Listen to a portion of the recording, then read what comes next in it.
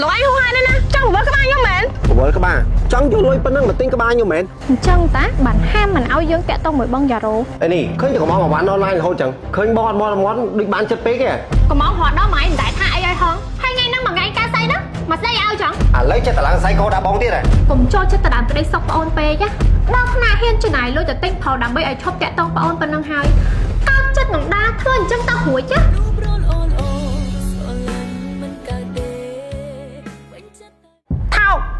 ថោកខ្លាំងណាសំដីស្មោះក្រមអញ្ចឹងក៏លោកឯងនិយាយចេញមកដែរបែកគ្នាយូរហើយសិនដែរមិនដូរសោះ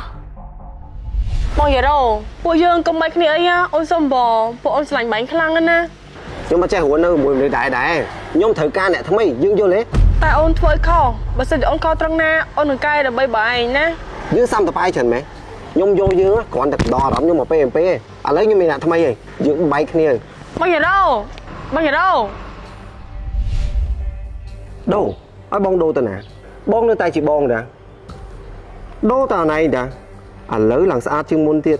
ជ្រុលជាមហោបងដល់កន្លែងចឹងហីបងទទួលយកណៃវិញក៏បានដែរ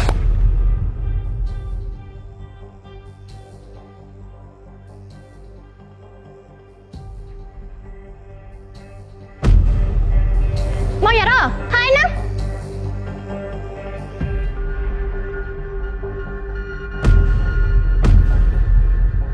អីនេះកុំប្រាប់តាហែងតាក់តងម្នាក់ប្រុសហ្នឹងណាបងណាបងយ៉ារ៉ូសង្សារខ្ញុំហើយបងឯងមកនឹងធ្វើអីនេះទៅទៀងមួយបងវិញណាបងសុំបើណាអត់ថៃបងឯងពេញចិត្តឯតាអីដែលខ្ញុំចេញពីផ្ទះអញ្ចឹងមិនចាំមិនឲ្យបងឯងមកក្តៅកាហាយជាមួយនឹងខ្ញុំទៀតតោះអូនកុំនៅរវល់ច្រើនពេកអត់ប្រយោជន៍ទេតោះអីនេះបងអត់ឲ្យទៅណាអីនេះលេងខ្ញុំណាអីនេះ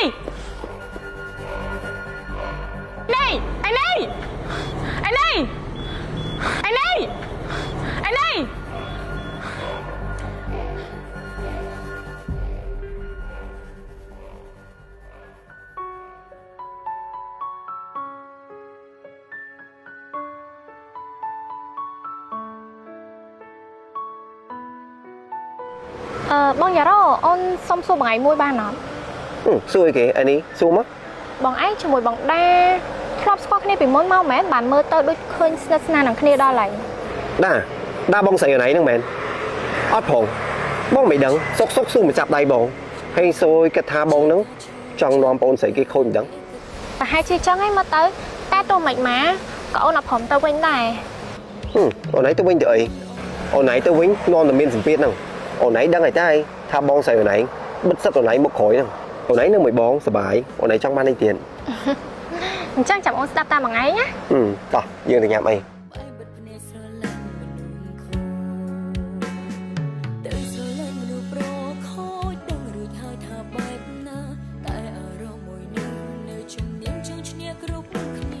កាពេលអេនេះនៅអេនេះចិត្តប្រើលេថប់ហ្នឹងណាហើយរៀងវិញឡើង slim ជាពិសេសបិទខ្លាំងក្បាលពោះបានល្អហ្មងគិតទៅនឹកបងដល់ហើយ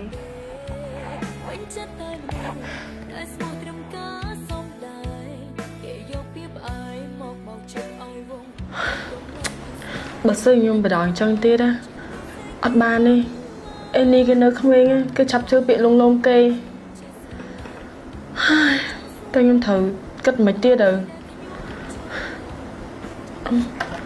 រងមើលលេខបងយ៉ារ៉ូសិនអូយឃើញហើយ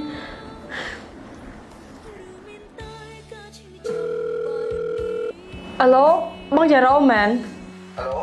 ដាគេណាខ្ញុំដាបងអូដាសង្សារចាស់មែនបងយ៉ារ៉ូឲ្យខ្ញុំសុំបងស្រីខ្ញុំវិញមកណាអេនេះគេនៅក្មេងណា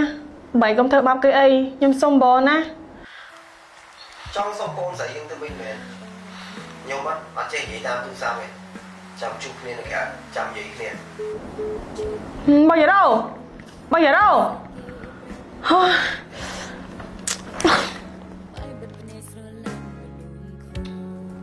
បាយយ៉ាន់សយមើលបងយ៉ារ៉ូចាំជួយយកវ៉ាន់អូនផងណាតិចគេដឹកមកហើយចាំជួយចេញលុយអូនផងណាអីនេះ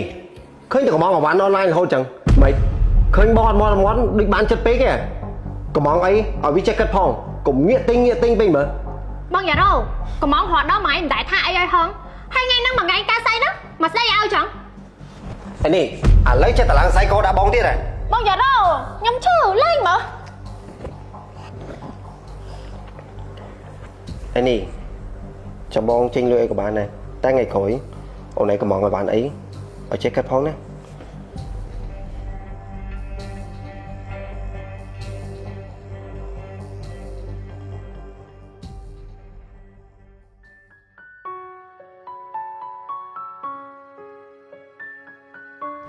តាអូនឯងហៅបងបញ្ញាមានកាយគេ បងយ៉ារ៉ូយើងត្រូវមានរឿងដោះស្រាយមួយគ្នា រឿងដោះស្រាយរឿងអីគេចង់ត្រូវគ្នាឬមួយក៏ចង់ឲ្យបងយកអូនឯងថែមមួយទៀត កុំអត់ប្រយោជន៍ច្រើនពេកឯនេះនៅក្មេងណាមិនកូនណាបែងយកគេមកលេងសើចទេ ណាគេថាបងយកឯនេះលេងសើចអូនឯងដូចជាគិតបងក្នុងផ្លូវអាក្រក់ពេកទេដឹង ខ្ញុំស្គាល់បែងយូរហើយល្មមដឹងពីសម្ដានបែងច្បាស់ណាស់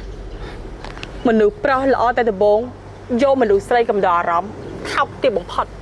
បើសិនជាអូនឯងហៅបងមិននិយាយគ្នារឿងតែប៉ុណ្្នឹងបងអត់មានរឿងអីត្រូវនិយាយមកអូនឯងបងទៅវិញ ឆាប់សិនឥឡូវបែងចង់បានស្អីគេនិយាយមកបានបែងព្រមដោះលេងឯនេះ ចង់បានអីគេបងចង់បានអូនឯងជាមួយនឹងលុយបើសិនជាអូនឯងយល់ព្រមរឿងទាំងអស់ហ្នឹងចាំនិយាយគ្នាទៀតបងទៅវិញហើយ បងយ៉ារ៉ូនិយាយគ្នាសិនមើលហើយ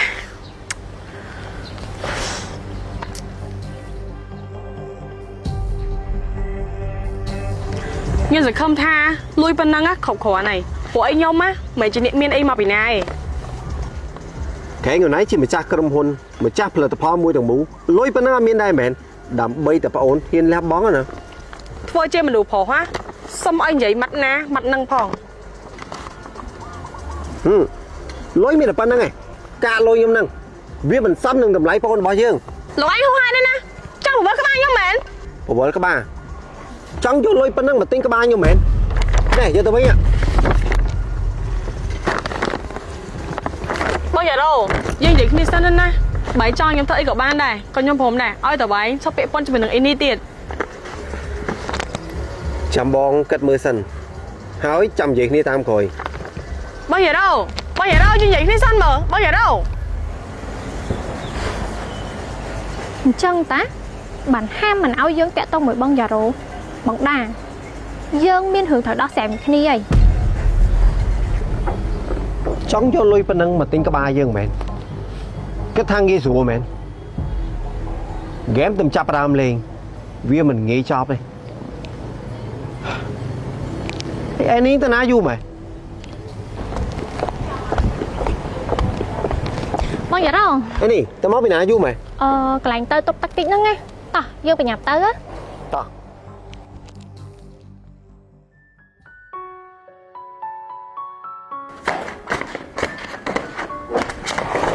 ឯនេះប៉ុណ្ណៃមករកបងវិញមែន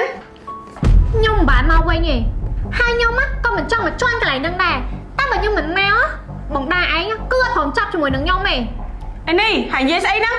តាំងពីហែងចេញពីផ្ទះបងតាមរកហែងរហូតហើយមនុស្សប្រុសដែលហែងទៀតតឹងរងថ្ងៃហ្នឹង អូដឹងថាខ្ញុំមកហៅបងឯងគ្រឿងហ្នឹងដែរមែនបងដាធ្វើជាបងស្រីកុំចូលចិត្តទៅដើមក្តីសុខប្អូនពេកដល់ថ្នាក់ហ៊ានចំណាយលុយទៅទិញផលដើម្បីឲ្យឈប់តាក់ទងប្អូនប៉ុណ្ណឹងហើយ